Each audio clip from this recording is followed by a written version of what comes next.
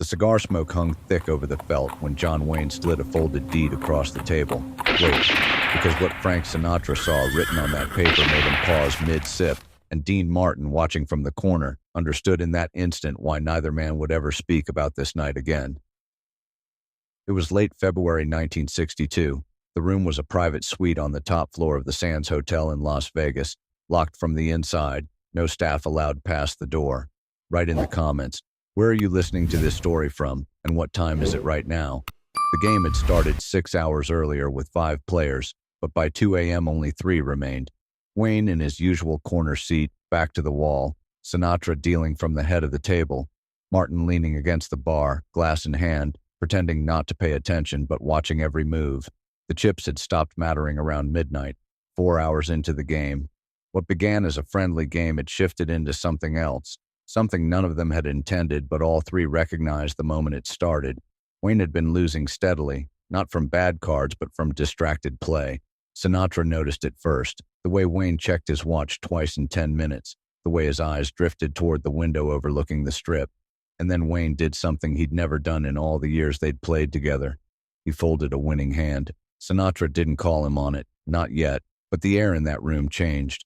2 hands later, Wayne asked for the deed. Not a loan, not a marker.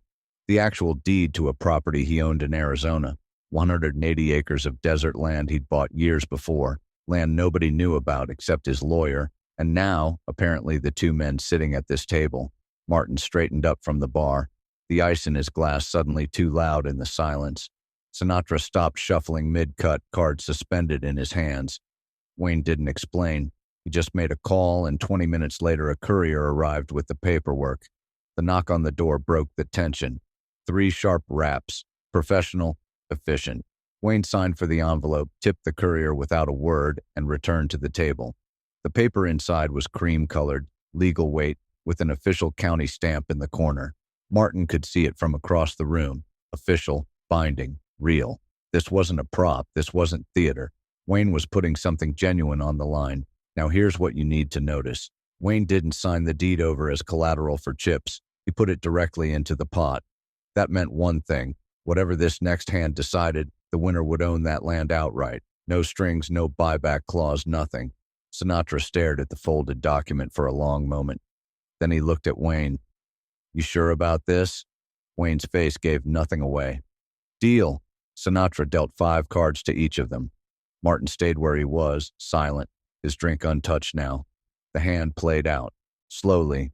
No table talk, no jokes, none of the usual banter that filled their games. Sinatra drew 2 cards. Wayne drew 1. The bet began. Sinatra pushed forward a stack of black chips, $20,000 in poker chips they'd been using all night. Wayne called without hesitation. Then Wayne raised. Not with chips. He slid a second piece of paper across the table, handwritten this time. Sinatra picked it up, read it, and his expression changed. Martin caught the shift immediately. The way Sinatra's shoulders tensed, the way his fingers tightened on the card edges. What was written on that paper? Neither man ever said. But here's what Martin told one person years later, off the record, after Wayne had died. It wasn't about money. It was about pride. It was about something that had been said 6 months earlier, something that had never been addressed directly, something that both men had let sit in silence because neither knew how to fix it without making it worse. The incident had happened at a party in Malibu, a private gathering, industry people only, the kind of event where reputations could be made or destroyed depending on who said what after too many drinks. Wayne had made a comment about Sinatra's recording methods. Sinatra had responded with a crack about Wayne's acting range. Both remarks landed harder than intended. Both men knew it. Neither apologized. The room had moved on, but the damage stayed. And now Wayne had put it on the table. Literally. Sinatra looked at the note for maybe 10 seconds, the longest 10 seconds of the night. Then he folded it, placed it back on the felt, and said, I call. But he didn't use chips. Instead, he pulled out his own note, written right there at the table. No hesitation, no second draft, and slid it across. Wayne read it once, twice. Then he looked up at Sinatra, and for the first time that night, something that looked almost like a smile touched the corner of his mouth. They both turned over their cards. Wayne had a full house, kings over tens. Sinatra had a straight flush. The numbers didn't lie. The hand was clean. No dispute, no ambiguity, no room for interpretation. For maybe 3 seconds that felt like 3 minutes, nobody moved. The smoke from Wayne's cigar curled upward in a thin line. Martin's breath caught. Sinatra's hand rested on his cards, fingers spread, as if he needed to physically hold them down to make sure they were real. Wait, because this is where it gets strange. Sinatra won the hand. He should have taken the deed, the note, the whole pot. Instead, he stood up, walked around the table, and placed both pieces of paper, Wayne's deed and his own note, into Wayne's hand. Then he said something so quietly that Martin barely heard it from across the room. "We're even." Wayne didn't argue. He didn't thank him.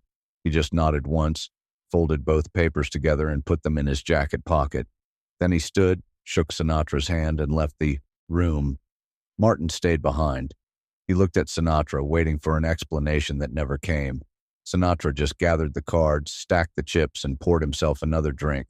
After a long silence, Martin asked the only question that mattered. "What was on those papers?" Sinatra shook his head. "Doesn't matter anymore." "Then why play the hand?" "Because," Sinatra said, still not looking at him, "sometimes you need to know you could win before you can let it go." That was the last time the three of them played poker together in private. They were photographed at charity games, celebrity tournaments, public events, but never again behind a locked door with no witnesses, and none of them ever mentioned that night in interviews, memoirs, or recorded conversations. Listen to what happened over the next 20 years. Wayne and Sinatra stayed in contact, but something about their friendship had shifted, not broken, not hostile, just different. They respected each other more carefully. They never let things sit in silence again. When disagreements came up, and they did, because both men had strong opinions and stronger egos, they addressed them directly, quietly, away from cameras and crowds. Martin, who had watched the whole thing unfold, became something of a bridge between them. If Wayne needed to send a message to Sinatra, it went through Martin. If Sinatra wanted to check in on Wayne, Martin made the call. It wasn't formal. Nobody discussed it. It just became the way things worked. In 1970, when Sinatra's mother died in a plane crash, Wayne sent a private letter, not a public statement, not flowers with a card, but a sealed envelope delivered by hand. Sinatra never spoke about what was in it, but he kept that letter in his desk drawer for the rest of his life. In 1979, when Wayne was diagnosed with cancer, Sinatra visited him in the hospital. No press, no announcement, no cameras. They sat in a private room for 2 hours. 120 minutes where 2 decades of silence finally made sense. A nurse who worked that shift said later she heard them laughing at one point, loud enough that it echoed down the hall. When Sinatra left, his eyes were red, but he didn't say anything to anyone. Wayne died 3 months later. At the funeral, Sinatra stood in the back row, hat in hand, silent. Martin stood next to him. Neither spoke.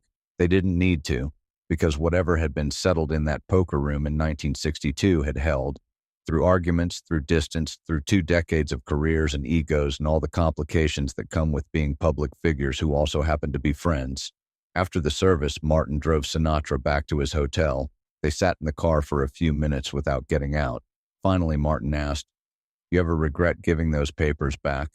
Sinatra looked out the window at the Vegas skyline, the same view Wayne had been staring at all those years ago in that locked room. "No," he said. "I regret that it took a poker game to say what we should have said sober." Martin nodded. They got out of the car and went inside. 17 years later, in 1995, Martin died.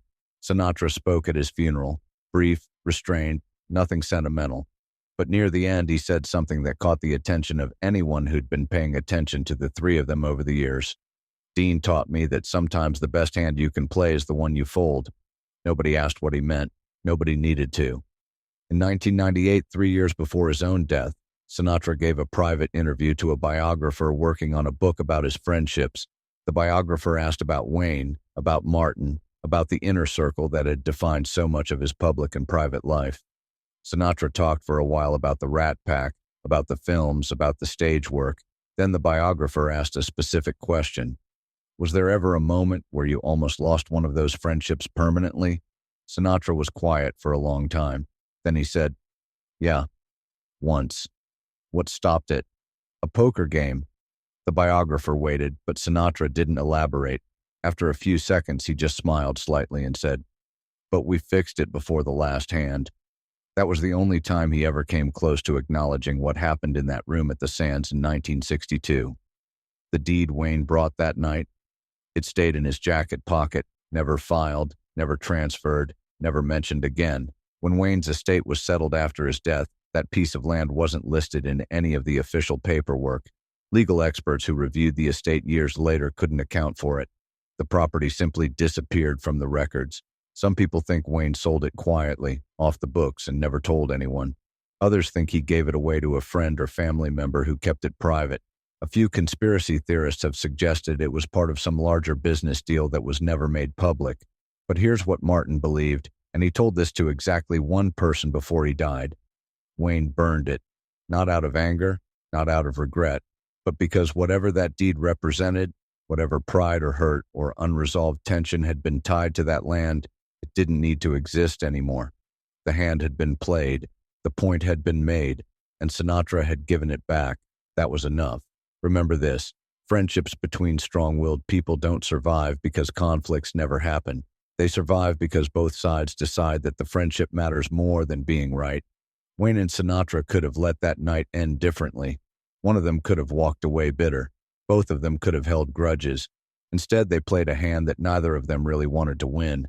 And in doing so, they saved something that lasted the rest of their lives. And here's what that taught everyone who knew them. Winning isn't always about taking the pot.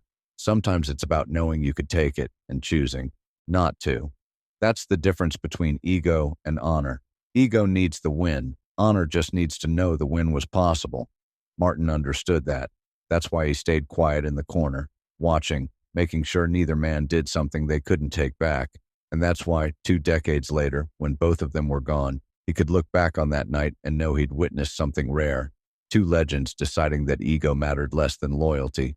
The table is gone now. The Sands Hotel was demolished in 1996. The room where they played no longer exists. But the lesson from that night, the one neither Wayne nor Sinatra ever spoke aloud but both of them lived, remains. Sometimes the strongest move you can make is the one where you choose not to win.